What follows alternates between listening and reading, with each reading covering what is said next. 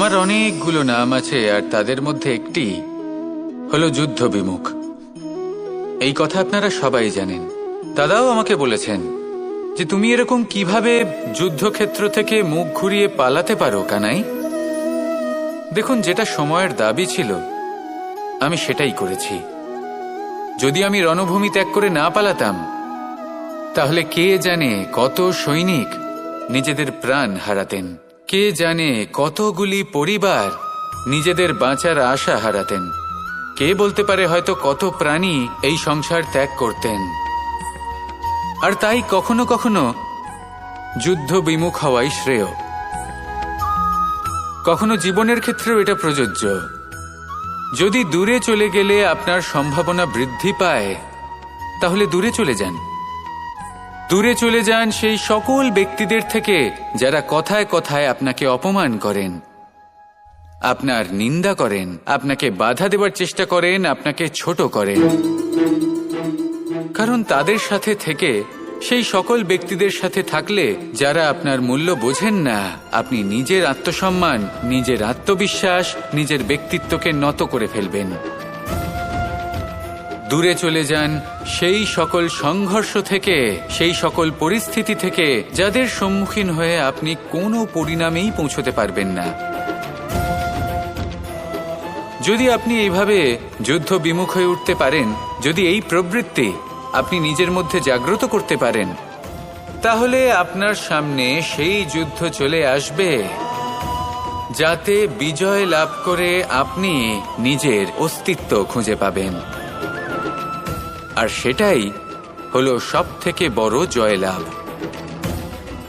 আসুন আমার সাথে ভালোবেসে বলুন, রাধা রাধা। মানুষ একটা অত্যন্ত শ্রেষ্ঠ কর্ম করতে পারেন, সেটা হলো ভুলে যেতে পারা। আর সেটা বরদানের চেয়ে কম কিছু নয়। মানুষকে যখন কোনো কারণে নিজের প্রিয়জনদের থেকে দূরে যেতে হয়, তখন মনে দুঃখ জাগ্রত হয়। তিনি সেই দুঃখকে ভুলতে পারেন। কখনো কোনো সম্পর্ক থেকে যদি দুঃখ পেয়ে থাকেন, তখন সেই দুঃখকে ভুলতে পারেন।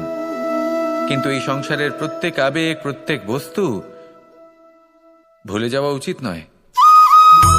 বিশেষ করে আমাদের প্রিয়জন, আমাদের পরিবারের সদস্য, যখন এই সংসার থেকে ওনারা চলে যান, তখন যে সৎকর্ম ওনারা করেছেন, যে প্রেরণা ওনারা আমাদের প্রদান করেছেন, কখনো ভুলে যাওয়া উচিত নয়। যখন আপনি কোনো উঁচু স্থানে পৌঁছে যান, আপনি সাফল্য লাভ করেন, তখন সেই সকল বন্ধুদের ভোলা উচিত নয় যারা আপনার সাথে আরম্ভ থেকে ছিল, যারা সব সময় আপনাকে সাহায্য করেছে। আর সবথেকে গুরুত্বপূর্ণ কথা, আপনার বয়স যতই বৃদ্ধি পাক না কেন, মাতা পিতাকে কখনো ভুলবেন না। আপনি যতই বড় হন না কেন, আপনি তাদের সন্তানই থাকবেন। অভিজ্ঞতার দিক থেকে ওনাদের থেকে ছোটই থাকবেন। তাই সবসময় নিজের মাতা পিতাকে নিজের সাথে রাখুন, কখনো তাদের ভুলবেন না। সেই সকল ব্যক্তিদের ভুলে যাবেন না যারা দুঃখের দিনে আপনার সাথে ছিল, তবেই জীবনে সুখ পাবেন। আসুন আর আমার সাথে ভালোবেসে বলুন, রাধা রাধা। এই সংসারে সব থেকে বড় ব্যক্তি কে? আপনি বলবেন, এ কেমন ধরনের প্রশ্ন? কিন্তু এটা হলো সব থেকে উচিত প্রশ্ন। কেউ এর উত্তর দেবে যে সেই মহাপ্রতাপী রাজা, তিনি হলেন সব থেকে বড় ব্যক্তি, সেই বড় রাজনীতিবিদ, তিনিই সব থেকে বড় ব্যক্তি। আমি আপনাকে জানাই যে সংসারের সব থেকে বড় ব্যক্তি হলেন তিনি, যার সাথে দেখা করলে আপনি নিজেকে ছোট মনে করবেন না।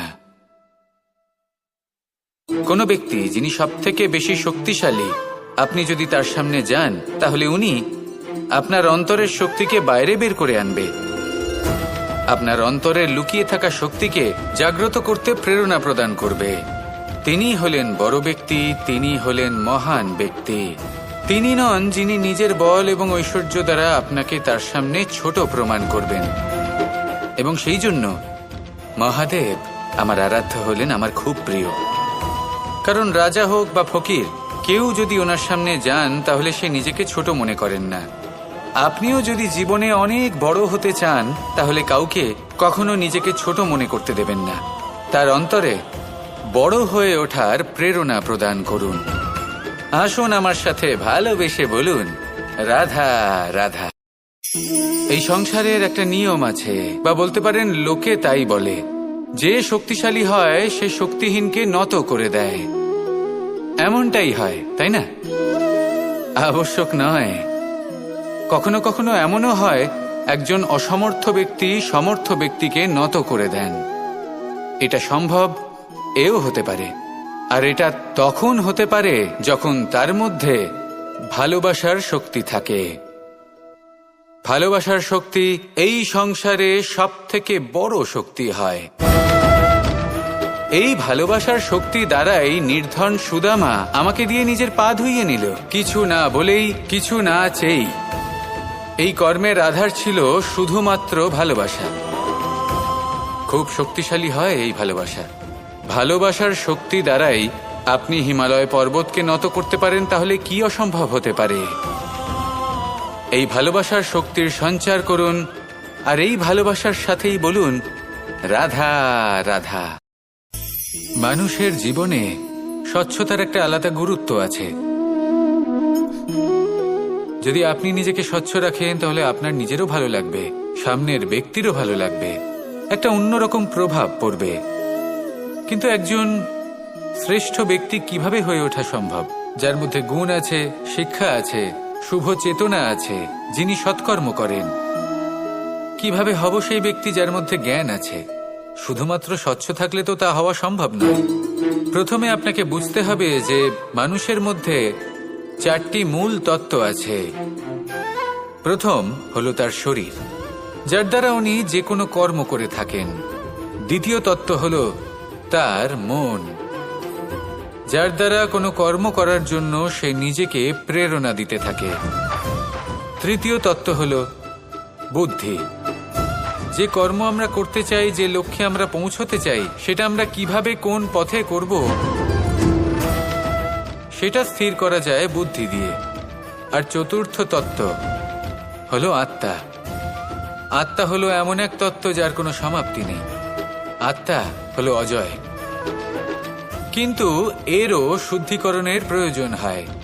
এই 4টি তত্ত্বের শুদ্ধিকরণ করতে থাকুন, এদের নির্মল রাখুন, শুদ্ধ রাখুন। এবং এটা কিভাবে হবে?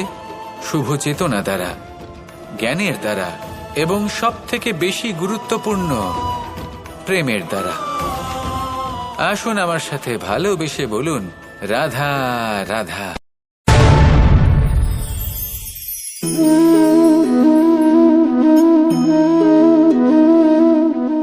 জল এই সংসারের সমস্ত প্রধান তত্ত্বের মধ্যে একটি। এই জল যে কোনো জ্বালা দূর করে, আগুনকে নিভিয়ে দেওয়ার ক্ষমতা রাখে, অবিরল অবিচল ভাবে প্রবাহিত হতে পারে, একে কেউ বাধা দিতে পারে না। এর পথে বাধা সৃষ্টি করলে নিজের পথ নিজেই খুঁজে নেবে, বা সে নিজেই নিজের পথ বানিয়ে নেবে, কিন্তু কখনো থামবে না। এই জল হলো মহান, আর এর একটা মহান গুণ আছে, এর নিজস্ব কোনো রং নেই। কিন্তু যখন মেঘ থেকে বৃষ্টিরূপে পৃথিবীতে ঝরে পড়ে, তখন সমস্ত সংসারকে রঙিন করে তোলে।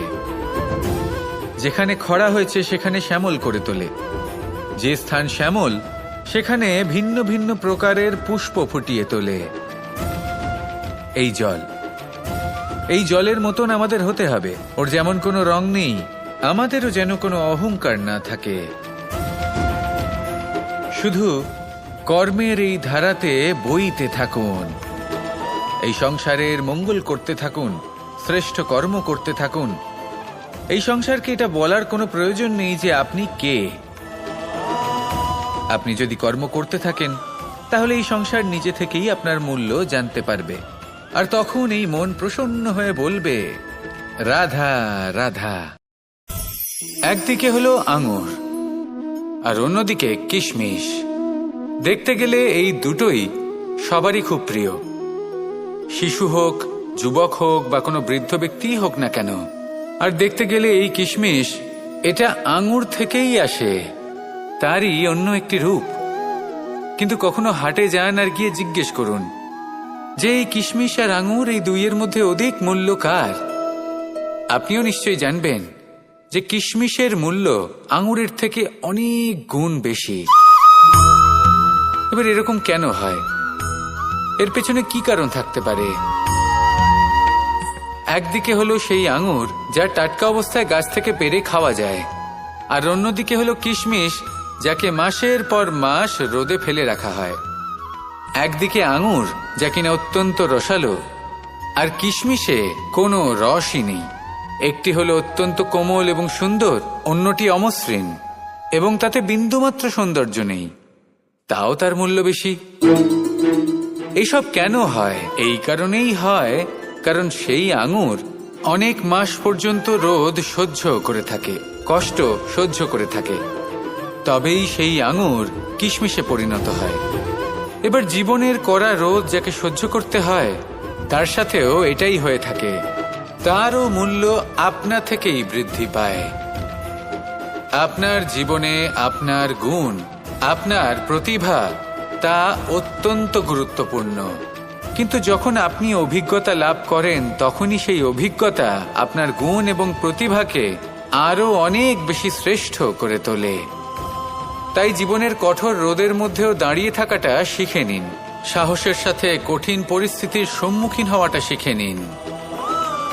ঠিক এইভাবেই অভিজ্ঞতা লাভ করতে হয়, আর এই অভিজ্ঞতা আপনার মূল্য বৃদ্ধি করতেই থাকবে, করতেই থাকবে। আর তখন এই মন প্রসন্ন হয়ে বলবে, রাধা রাধা। আমাদের সকলের জীবনেই দুই ধরনের ব্যক্তি থাকেন, বন্ধু এবং শত্রু। তারা হলেন আমাদের প্রিয় বন্ধু, যারা আমাদের জীবনে সবসময় আমাদের পাশে থাকেন। কখনো কখনো আমরা তাদের জন্য কিছুই করি না, তাও তারা আমাদের আনন্দ প্রদান করেন, ভালোবাসা প্রদান করেন। আর অন্যদিকে থাকে আমাদের শত্রু। দেখতে গেলে যখন আমরা জন্ম নিই, তখন কিন্তু আমাদের কোনো বন্ধু থাকে না, আমাদের কোনো শত্রুও থাকে না। কিন্তু যত ধীরে ধীরে আমরা জীবনে এগোতে থাকি, আমাদের বয়স বাড়তে থাকে, তখন আমাদের বন্ধু আর শত্রু এই দুইয়ের সংখ্যা বাড়তে থাকে। আর সেই সবকিছু নির্ভর করছে আমাদের কথার ওপর এবং আমাদের ব্যবহারের ওপর। এবারে আপনি যদি কোনো ব্যক্তিকে স্বাগত জানান উদার চিত্তে, ভালোবেসে, তাহলে সেই ব্যক্তি আপনার বন্ধু হবেই হবে। কিন্তু যদি আপনি নিজে হাতে কাউকে সামনে অগ্রসর হতে বাধা দেন, বিনা কারণে তার সাথে খারাপ ব্যবহার করেন, তাহলে তার মনে শত্রুতার বোধ অবশ্যই জেগে উঠবে। আর রইল বিষয় কথার, যদি আপনার কথা মধুর হয়, তাহলে সবাইকে আপনি আপন করে নিতে পারবেন। এই কথাই যদি কটু হয়, তাহলে আপনার আপনজনেরাও দূরে চলে যেতে পারে। তাই নিজের কথার ওপর সংযম রাখুন এবং নিজের আচরণ উদার করে তুলুন। জীবনে সুখে সুখ থাকবে। আসুন আমার সাথে ভালোবেসে বলুন, রাধা রাধা।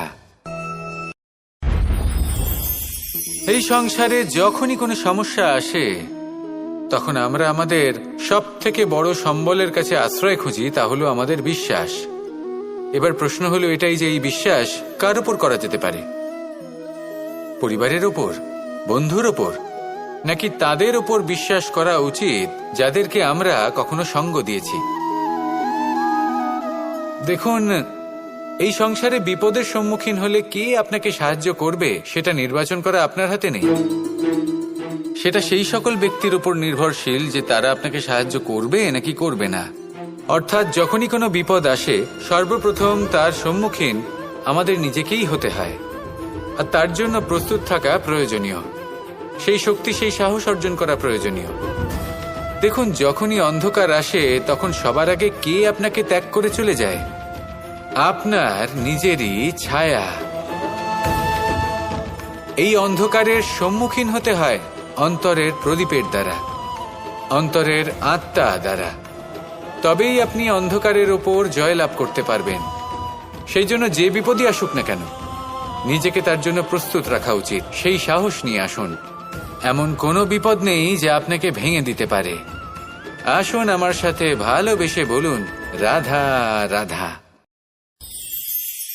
এই সংসারে সব থেকে ভয়ানক এবং গভীর অন্ধকার কোনটা? সেটা যখন মেঘ সূর্যকে ঢেকে দেয় এবং সংসার অন্ধকারাচ্ছন্ন হয়ে ওঠে, নাকি তখন যখন সূর্যাস্তের সময় ঘনিয়ে আসে, সূর্য ঢলে যায় এবং এই সংসারে অন্ধকার ছেয়ে যায়, নাকি সেই অমাবস্যার রাত্রি যখন চতুর্দিকে ঘন অন্ধকার থাকে এবং চন্দ্রমার প্রকাশ কোথাও থাকে না। না, এই সংসারে সব থেকে বেশি ভয়ানক অন্ধকার হল মানসিকতার অন্ধকার। মানসিকতা খুব গভীর একটা বিষয়। এই মানসিকতাই সত্যের রূপ ধারণ করে এবং আমাদের এই মানসিকতা এবং বিবেকে একটা সূর্য থাকে। যদি আমরা এটা জীবন থেকে বের করে ফেলি তাহলে নিরাশা, হতাশা, অসফলতা এর এমন এক ঘন অন্ধকারে আমরা ফেসে যাব যে তার থেকে বাইরে বের হওয়া প্রায় অসম্ভব ব্যাপার হয়ে দাঁড়াবে। বড়ই কঠিন হয় সেই সময়। সেই জন্য ইতিবাচক মনোভাব থাকা খুব প্রয়োজনীয়। এটা ভাববেন না যে এটা আমার সাথে কেন হলো, এই সমস্যা কেন এলো, ওই ব্যক্তি আমার সাথে এটা কেন করলেন। এটা ভাবুন যে আমি জীবনে যে পরিস্থিতিতে দাঁড়িয়ে আছি তার থেকে আমি ঠিক কিভাবে বাইরে বেরোতে পারবো। যতই ঘন অন্ধকার থাকুক না কেন, খুব ছোট একটা প্রদীপের প্রকাশ আমাদের পথপ্রদর্শক হয়ে দাঁড়াতে পারে। আর আমাদের জীবনে এই ছোট্ট একটা প্রকাশ হলো আশা। এই আশার একটি কিরণ আমাদের অত্যন্ত গাঢ় অন্ধকারেও পথ দেখাতে পারে। তাই এই আশাকে সবসময় মনে প্রজ্বলিত করে রাখুন। গাঢ় থেকে গাঢ় অন্ধকারের সাথে, কঠিন থেকে কঠিনতর সমস্যার সাথে লড়াই করুন, সামনে এগিয়ে চলুন আর আমার সাথে ভালোবেসে বলুন, রাধা রাধা। এই সংসারকে বদলানোর জন্য কিসের প্রয়োজন হয়? আপনার ভাবনা চিন্তার, আপনার মতামতের? না, এই সংসারকে বদলানোর জন্য প্রয়োজন পড়ে সেই উদাহরণের যা আপনি নিজের জীবনে প্রস্তুত করেন। আপনি যখন নিজেকে বদলানোর চেষ্টা করেন তখন আপনি কি করেন? আপনি অন্য কারোর জীবন থেকে উদাহরণ নেন নিজেকে বদলানোর জন্য। তারপর আপনি এক এমন উদাহরণ প্রস্তুত করেন যাতে এই সংসার পাল্টে যেতে পারে। আপনার কর্ম অনুসারে এই সবকিছু হবে। যদি আপনি এই সংসারকে ভালোবাসা শেখাতে চান তাহলে আপনাকে শুধুই ভালোবাসতে হবে। যদি সংসারকে ন্যায় শেখাতে চান তাহলে আপনাকে সবার সাথে ন্যায় করতে হবে। এই সংসার এবং মানুষজন বড়ই বিচিত্র। এরা আপনার কথা শুনবে, আপনার কথা ভাববেও, আপনার মতামত নেবে, কিন্তু বদলাবে শুধুমাত্র উদাহরণ দ্বারা। সেই জন্য ভালো উদাহরণ প্রস্তুত করুন। এবার যদি আপনি স্বর্গলাভ করতে চান তাহলে আপনাকে মৃত্যুবরণ করতেই হবে। এবার যদি আপনি আম গাছ হতে চান তাহলে আপনাকে ধরিত্রীর গভীর পর্যন্ত যেতেই হবে। এবার যদি আপনি সংসারকে ছায়া দিতে চান তাহলে আপনাকে সূর্যের তাপ সহ্য করতেই হবে। আসুন আমার সাথে ভালোবেসে বলুন, রাধা রাধা। শক্তি, সামর্থ্য, প্রাবল্য এসব কোথা থেকে আসে? কোথা থেকে এগুলো প্রাপ্ত করা যায়? সেই লক্ষ্য দ্বারা যা আমরা প্রাপ্ত করতে পারি, নাকি সেই সংঘর্ষ দ্বারা যা আমরা জয় করতে পারি? না, এখান থেকে শক্তি লাভ করা সম্ভব নয়।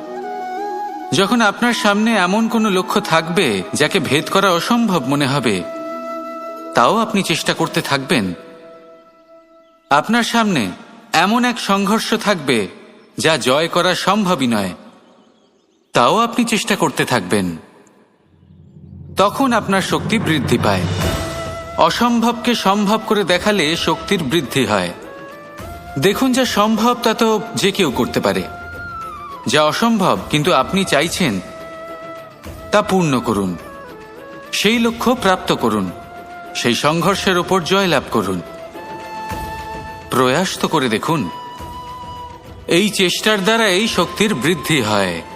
আর যখন সেই শক্তি উচ্চ স্তরে পৌঁছে যাবে তখন আপনি অসম্ভবকে সম্ভব করে দেখাবেন।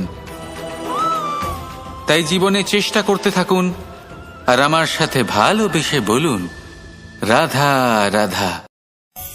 এই সংসারে সুখ আর সন্তোষ লাভ করার পথ কি? ত্যাগ করা নাকি মেনে নেওয়া? এটা হলো একটা ধাঁধার সমান, আর যে বুঝতে পারে তার কাছে এক মিত্রের সমান। দেখুন, আপনি যা বদলাতে পারেন তা আপনি বদলে ফেলুন। যা আপনি বদলাতে পারবেন না তা আপনি স্বীকার করে নিন। আর যা মেনে নিতে পারবেন না তাকে নিজের থেকে আলাদা করে দিন। ধরুন আপনার কোনো অভ্যেস আছে যা আপনি বদলাতে চান, বদলে ফেলুন। যদি কোনো সমস্যা থাকে যা বদলানো আপনার হাতে নেই, তা স্বীকার করে নিয়ে তার সাথে পথ চলা শুরু করে দিন। যদি কোনো আবেগ থাকে, পরিস্থিতি থাকে বা কোনো বস্তু থাকে যা আপনি মানতেই পারছেন না, কোনোদিনও মানতে পারবেন না, তাকে নিজের থেকে আলাদা করে দিন। একেও সন্ন্যাস বলা হয়। জীবনে সুখ দুঃখ, ক্ষয় হোক বা লাভ, এই সবেতেই সমান রূপে যাপন করা, তাই হলো সন্ন্যাস। এতেই জীবনের আনন্দ রয়েছে। তাহলে এই আনন্দ উপভোগ করুন আর আমার সাথে ভালোবেসে বলুন, রাধা রাধা। আজ আমি আপনাকে একটা কাহিনী শোনাবো। একটা খাড়াই উঁচু পাহাড় ছিল, যা বেয়ে ওঠা প্রায় অসম্ভব কাজ ছিল। এবার একদিন কয়েকটা ব্যাঙ এলো আর তা বেয়ে উঠতে শুরু করলো। আস্তে আস্তে প্রত্যেকটা ব্যাঙ মিলে লাফিয়ে লাফিয়ে ওপরে ওঠার চেষ্টা করছিল। নিচে কিছু পশু দাঁড়িয়েছিল যারা বলছিল, এটা তো অসম্ভব ব্যাপার, এই ব্যাঙগুলো উঠতেই পারবে না, সকলে পড়ে যাবে। আর তারপর ধীরে ধীরে সমস্ত ব্যাঙ নিচে পড়তে থাকলো। শেষ পর্যন্ত একটাই ব্যাঙ ছিল যে শিখরে পৌঁছতে পারল। জানেন সে কেন পারল? কারণ সেই ব্যাঙ বধির ছিল। সে কারোর কথা শোনেনি। ও স্থির করেছিল শিখরে পৌঁছতে হবে আর পৌঁছে গেল। এবার এটা কিন্তু আমাদের জন্য অত্যন্ত গুরুত্বপূর্ণ শিক্ষা। আপনি যদি জীবনে নিজের লক্ষ্য স্থির করে থাকেন, তাহলে এদিক ওদিক কারোর কথা শুনবেন না, শুধুই নিজের লক্ষ্যের দিকে অগ্রসর হন।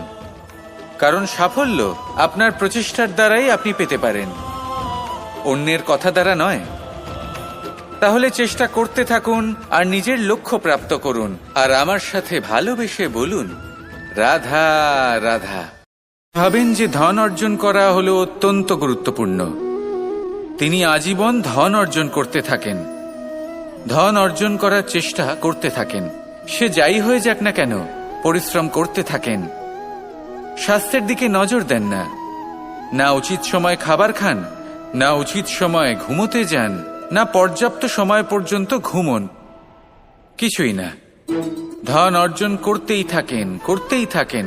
আর কিছু সময় পরে যখন তিনি অসংখ্য ধন লাভ করে ফেলেন, তখন তার সাথে ওনার শরীরে অনেক রোগ বাসা বাঁধে। এইসব রোগের উপচার করতে করতে সেই সমস্ত ধন যা উনি অর্জন করেছেন তা তিনি ব্যয় করে ফেলেন। শেষ পর্যন্ত কি হয়? আমরা যেভাবে এসেছি ঠিক সেইভাবেই ফিরে যাই, ধন এখানেই থেকে যায়। দেখুন, একটা অত্যন্ত গুরুত্বপূর্ণ কথা রয়েছে যে আপনার বোঝা উচিত। এই যে ধন, তার ব্যবহার করুন জীবনকে আরো ভালো করে তোলার জন্য। ধনের সদ্ব্যবহার করা উচিত, এমন যেন না হয় এই ধন আপনাকে ভোগ করে ফেলে। এই জীবনকে নিশ্চিত রূপে আরো শ্রেষ্ঠ করে তুলুন। কিন্তু এই ধন অর্জন করার এই প্রক্রিয়াতে নিজের সারা জীবনকে নষ্ট করে ফেলবেন না। এই জীবন উপভোগ করতে শিখুন আর আমার সাথে ভালোবেসে বলুন, রাধা রাধা। মানুষ বড়ই বিচিত্র প্রাণী, সব সময় লড়াই করতে থাকে, সব সময় চেষ্টা করে যাতে সেই শ্রেষ্ঠ হয়, চেষ্টা করে যাতে তার সামনে সবার মাথা নত হয়। তাই সবার আগে শক্তি অর্জন করার চেষ্টা করে। সে শক্তি অর্জন করেও নেয় আর তারপর ভয় দেখিয়ে সবাইকে নিজের সামনে নত করে। কিন্তু একটা গুরুত্বপূর্ণ কথা ভুলে যায়, বুঝতেই পারে না। দেখুন, আমি আপনাকে একটা উদাহরণ দিই। আপনি নিশ্চয়ই বৃক্ষ এবং তার ডালপালা দেখেছেন, যা ফলের ভারে নিচু হয়ে যায়। ফল পড়ে গেলে আবার সে উঠে যায়। তারপর আরো একটা ফল হয়, সেটাও পড়ে গেলে আবার উঠে যায়। সর্বদা নত থাকে না। কখনো হাঁটতে গিয়ে আপনি নিশ্চয়ই দেখে থাকবেন যে আপনার পা কোনো ফুলের উপরে পড়লে তা নত হয়ে যায়, কিন্তু যেই আপনি পা সরাবেন সেই ফুল আবার উঠে দাঁড়ায়। একটা অত্যন্ত গুরুত্বপূর্ণ কথা মনে রাখবেন, যে শির ভয়ভীত হয়ে আপনার সামনে নত হয়, সেই শিরই বিরোধিতা করতে সবার আগে দাঁড়াবে। আপনি জিতে নিন, সবাইকে জিতে নিন, কিন্তু ক্ষমতার দ্বারা নয়। তাদের জিতুন প্রেমের সাহায্যে। রাধা রাধা। ঈশ্বর লতা পাতাকে দাঁড়িয়ে থাকার শক্তি দেননি, ঈশ্বর এই শক্তি দিয়েছেন বৃক্ষকে। এই লতা পাতা বৃক্ষের সাহায্যে দাঁড়িয়ে থাকে, তাতেই বিকশিত হয়। এবার এই লতা পাতা দুই ধরনের হয়। প্রথম সে যে এই বৃক্ষতে বিকশিত হয়, ফুল ফুটিয়ে তোলে, নিজেকেও সুন্দর বানায়, বৃক্ষকেও সুন্দর বানিয়ে তোলে। দ্বিতীয় সে যে বৃক্ষকে পুরোপুরি শুকিয়ে দেয়, তার প্রাণ শক্তি তার থেকে কেড়ে নেয়, আর শেষে নিজেও ধ্বংস হয়ে যায়।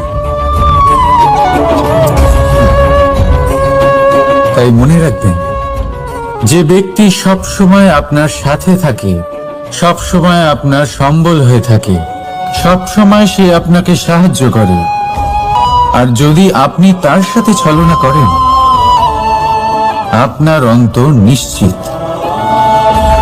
এরকম কখনো করবেন না। সেই ব্যক্তিকে ভালোবাসা দিন, সম্মান দিন, আর আমার সাথে প্রসন্ন হয়ে বলুন, রাধা রাধা। কখনো আপনি কোনো কুমোরকে দেখেছেন যারা মাটির পাত্র বানায়? প্রথমে সে ভিজে মাটি মাখে, তারপর তাকে গড়ে, তারপর তাকে চাকায় দিয়ে সঠিক আকার দেয়। যদি আকার ঠিক না হয় তা তক্ষুনি ঠিক করে দেয়, কারণ সে এটা জানে যে একবার এটা আগুনের তাপে দিয়ে দিলে, একবার এটা শুকিয়ে গেলে, তারপরে এর আকার কখনোই বদলানো যায় না। এখানে লুকিয়ে আছে একটা শিক্ষা, সমস্ত মাতা পিতার জন্য একটা শিক্ষা। মাতা পিতাও তো এরকমই হন। তাদের নিজেদের সন্তানকে সঠিক সময় মতো শ্রেষ্ঠ শিক্ষা দেওয়া উচিত। মাতা পিতা যেন কখনো তাদের বিধাতা না হতে চান, কিন্তু প্রতিটা মুহূর্তে সবসময় চেষ্টা করুন তাদের সঠিক পথ দেখানোর। কখনো কোমলতা দিয়ে, কখনো ভালোবাসা দিয়ে, আর কখনো কঠোর হয়ে। তার জীবনকে, তার ব্যক্তিত্বকে আকার দেওয়ার চেষ্টা করুন। কারণ যেমন মাটি একবার শুকিয়ে গেলে তারপর সেই পাত্রের আকার বদলানো যায় না, ঠিক সেইভাবেই আয়ুর বৃদ্ধির সাথে সন্তানের শিক্ষা কখনোই বদলানো যায় না। তা মনে রাখবেন। রাধা রাধা। আপনি কি কখনো কোনো প্রজাপতি দেখেছেন? ভালো নিশ্চয়ই লাগে। আসলে প্রজাপতি কার না ভালো লাগে? ছোট হোক বা বড়, প্রজাপতিকে সবার ভালো লাগে। এবারে ভাবুন, এই প্রজাপতির সূত্রপাত কি করে হয়? এই প্রজাপতি শুরু হয় একটা গুটি থেকে, যেখানে সে সুরক্ষিত থাকে। গুটি ভেঙে যখন সে এই সংসারে আসে, তখন একটা কীট রূপে থাকে। কীট যে ভূমির ওপরে চলাচল করে, যে বৃক্ষের পাতার ওপরে সুরক্ষিত থাকে। তারপরে তার মধ্যে আসে আরো একটা পরিবর্তন, তার ডানা গজায়। তখনই সে প্রজাপতি হয়। তখন সে খোলা আকাশে উড়ে বেড়াতে পারে। সুন্দর সুন্দর পুষ্প থেকে সে মধু পান করে। কখনো ভেবেছেন যে প্রজাপতি ছাড়া আর কেউ এটা পারে না কেন? কারণ সে সেই গুটি থেকে বেরোতে পারে। যদি সে সেই গুটি থেকে নাই বেরোতো, সে উড়তেই পারত না, কখনো প্রজাপতি হতেই পারত না। আমাদের সাথেও ঠিক এটাই হয়। আমরা সবসময় সেখানেই থাকতে চাই যেখানে আমরা সুরক্ষিত থাকি, সেই সুরক্ষা চক্রেই আমরা থাকতে চাই, কিন্তু এই বিকাশ সুরক্ষা সীমা পার হওয়ার পরেই অর্জন করা যায়। তাই যদি আপনি জীবনে বড় কিছু করতে চান, মহান কাজ করতে চান, নিজের ব্যক্তিত্ব তৈরি করতে চান, তাহলে এই সুরক্ষা চক্র ভুলে যান। সুরক্ষা সীমা লঙ্ঘন করুন, এগিয়ে যান, প্রতিকূলতার সম্মুখীন হন, কঠিন পরিস্থিতির সম্মুখীন হন, সাহস করে এগিয়ে চলুন, আরো শক্তিশালী হয়ে উঠুন। তবেই আপনি জীবনে কিছু করতে পারবেন, তবেই আপনার ডানা গজাবে, আর তবেই আপনি এই সুন্দর আকাশে উড়ে বেড়াতে পারবেন। রাধা রাধা। আমাদের কোনো স্থানে পৌঁছতে গেলে একটা মাধ্যমের প্রয়োজন হয়। কিছু মানুষ এই মাধ্যমকে রাস্তা বলে, কেউ পথ বলে, আবার কেউ বলে সরণি। মানুষ নিজের লক্ষ্যে পৌঁছানোর জন্য এই পথেরই খোঁজে থাকে, কিন্তু মানুষ একটা কথা বুঝতে পারে না, যে এই পথে এগোতে গেলে এই পথকে পিছনে ঠেলাও অত্যন্ত প্রয়োজন। যদি এটা করার ক্ষমতা আপনার না থাকে, তাহলে আপনার পথ আপনাকে লক্ষ্যে পৌঁছতে দেবে না। দ্বিতীয় কথা, যদি নিরন্তর চেষ্টা আপনি করতে পারেন, যদি সেই ক্ষমতা আপনার মধ্যে থাকে, তাহলে আপনি যখন চাইবেন, যেখানে চাইবেন, নিজের পথ নিজেই বানাতে পারবেন। রাধা রাধা। আমাদের সব থেকে ভালো লাগে বিজয়, সব থেকে অপ্রিয় হলো পরাজয়। কিন্তু আপনাকে একটা কথা বলে দিই, হার নামক কোনো পরিণাম হয়ই না। যাই পরীক্ষা থাকুক না কেন, হয় সেটা জয়তে পরিবর্তিত হয়, নয় সেটা আমাদের কোনো শিক্ষা দিয়ে যায়। তাই কোনো কিছু নতুন শুরু করার আগে কখনো সংকোচ করবেন না। হয় জয় আপনাকে বিজয়ীর মালা পরাবে, নয়তো এই হার আপনাকে অমূল্য কিছু শিখিয়ে যাবে। রাধা রাধা। এই ছোট কাঠের ডাল দেখতে পাচ্ছেন আপনি? একটা বৃক্ষ থেকে এরম হাজার হাজার ডাল পাবেন, যা দিয়ে আপনি আগুন জ্বালাতে পারবেন, যা নিজে জ্বলে আমাদের ভোজন বানাতে সাহায্য করে থাকে, যা নিজে জ্বলে অন্ধকারে আমাদের আলোকিত করে। যদি এটাই অন্যভাবে দেখা যায়, তাহলে এমনই এক ছোট্ট ডালের টুকরো একটা ছোট্ট ফুলকিতেই নিজের সাথে হাজার হাজার বৃক্ষ জ্বালিয়ে দিতে পারে।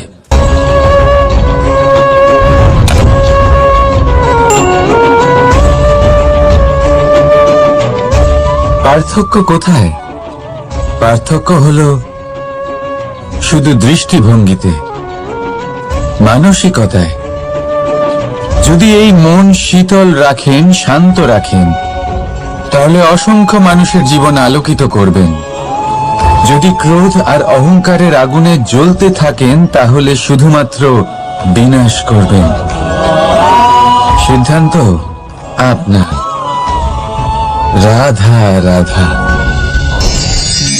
আজ বিজয়া দশমী, সেই দিন যবে শ্রীরাম রাবণকে বধ করেছিলেন। এই হলো সেই দিন যেদিন শ্রীরাম লঙ্কা জয় করেছিলেন। লোকে বলে এটা খারাপের বিরুদ্ধে ভালোর জয়ের প্রতীক। এটাকে দেখার আরো একটা দিক আছে। আগে হ্যাঁ, এটা ভালোবাসার জয়ের প্রতীক, এটা পরিবারের জয়ের প্রতীক।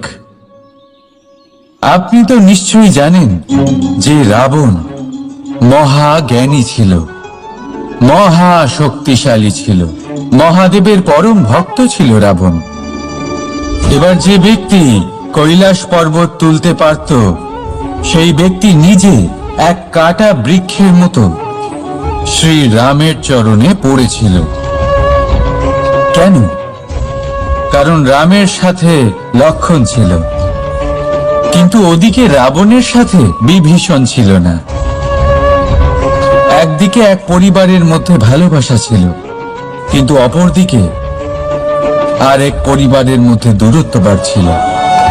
তাই মনে রাখবেন, যদি সংসারের ওপরে বিজয় লাভ করতে হয় তাহলে সর্বপ্রথম পরিবারের মধ্যে ভালোবাসা বজায় রাখতে হবে। পরিবারের মধ্যে ভালোবাসা বাড়ান, দূরত্ব নয়। আপনি সব সময় সুখী থাকবেন আর জীবনের সমস্ত বাধা আপনি অতিক্রম করবেন। রাধা রাধা। আপনি কি কখনো শুনেছেন হরিণ সিংহের থেকে পালানোর বদলে তার সাথে লড়াই করেছে? হরিণ সিংহকে আক্রমণ করেছে, কখনো শুনেছেন? কখনো না। কিন্তু এরকম হতেই পারে, এরকম হয়েই থাকে। আর এটা তখনই হয় যখন হরিণের শাবক বিপদে পড়ে। যখন তার সিংহের কবলে পড়ার ভয় থাকে, তখন হরিণীও এসে সিংহের সাথে লড়াই করতে থাকে। কারণ সে একজন মা, আর মা তার সন্তানের জন্য সবকিছু করতে পারে। এ হলো মায়ের স্নেহ, যেটা যত নরম হতে পারে ঠিক ততটাই কঠোরও হতে পারে। আর তার সন্তানের মঙ্গলের জন্য সে ক্রোধের সমস্ত সীমা পার করে তার সন্তানকে রক্ষা করেই ছাড়বে। আর সেই জন্যই তো মাকে সন্তানের জীবনে সব থেকে বড় ঢাল বলা হয়। এই মাকে আমার শত কোটি প্রণাম। রাধা রাধা। কামবোধ, এটাই আপনার অন্তরের প্রথম শত্রু। বেশিরভাগ মানুষই কামবোধ বলতে লালসা বোঝেন, কিন্তু এটা সম্পূর্ণ সত্য নয়। কামের আসল অর্থ হলো কামনা। এটা খুবই সহজ ব্যাপার। মনুষ্য শরীর থাকলে, মানুষের মন থাকলে এই কামনা অবশ্যই থাকবে।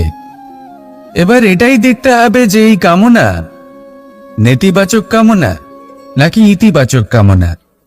অন্য কারোর জিনিসে নজর দেওয়া, অন্য কোনো মানুষের উপর নজর দেওয়া, কোনো অনুচিত বস্তুর দিকে নজর দেওয়া, এই নেতিবাচক কামনা। আর এই দুষ্কামনা মানুষকে দিয়ে অপকর্ম করাবেই করাবে। তাই মনে রাখবেন, যে ব্যক্তি নিজের কামনাকে নিয়ন্ত্রণে রাখতে পারেন তিনি সঠিক পথেও থাকেন, সঠিক লক্ষ্যে পৌঁছতেও পারেন।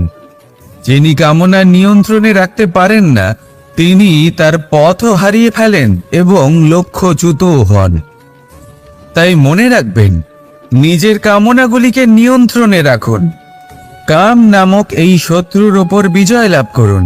আর আমার সাথে ভালোবেসে বলুন, রাধা রাধা। হাস্য, হাসি জীবনে অত্যন্ত মূল্যবান হয়। কথায় আছে যে হাসি এবং হাস্য আমাদের জীবনে ওষুধের মতো কাজ করে, আমাদের সুস্থ রাখে, আমাদের জীবনের অনুভূতিগুলিকে আরো সুন্দর করে তোলে। কিন্তু প্রত্যেক ওষুধের মতোই এর সাথেও এটাই হয়। প্রত্যেক ওষুধ সঠিক সময়, সঠিক মাত্রায়, সঠিকভাবে গ্রহণ করতে হয়। যদি এরকম না হয় তাহলে এই ঔষধও শরীরের ক্ষতি করে দিতে পারে। এবার আপনি ভাবতে পারেন, হাসি থেকে কিভাবে ক্ষতি হতে পারে? আপনি যদি অন্য কারোর উপরে হাসেন তাহলে হয়তো তার মনে কষ্ট হতে পারে, তার অন্তরের মিত্র হয়তো শেষ হয়ে যেতে পারে, আর অন্তরের শত্রু জেগে উঠতে পারে। কিন্তু এটাই যদি আমরা সকলকে সাথে এনে সকলের সাথে আসি, তাহলে হয়তো আমাদের অন্তরের এই হৃদয়ের ভেতরে লুকিয়ে থাকা যে শত্রু তা শেষ হয়ে যেতে পারে, আর অন্তরের বন্ধুসত্তা প্রকাশিত হতে পারে। ঠিক কি না? এবার আপনাকে উদাহরণ দিই। যখন দ্রৌপদী দুর্যোধনকে নিয়ে এসেছিল, তখন তা মহাভারতের সৃষ্টির কারণ হয়েছিল। কিন্তু সেইখানেই যখন পার্থ আর মাধব একসাথে বসে মৃদুমন্দ হাসতেন, তখন ধর্ম স্থাপন করা হয়েছিল। তা আপনি কি চান? কাউকে নিয়ে হেসে তাকে আঘাত করতে চান, নাকি সকলকে একসাথে এনে তাদের হাসিয়ে তুলে ধনাত্মক প্রভাব ফেলতে চান? সিদ্ধান্ত আপনার। আসুন আর আমার সাথে ভালোবেসে বলুন, রাধা রাধা।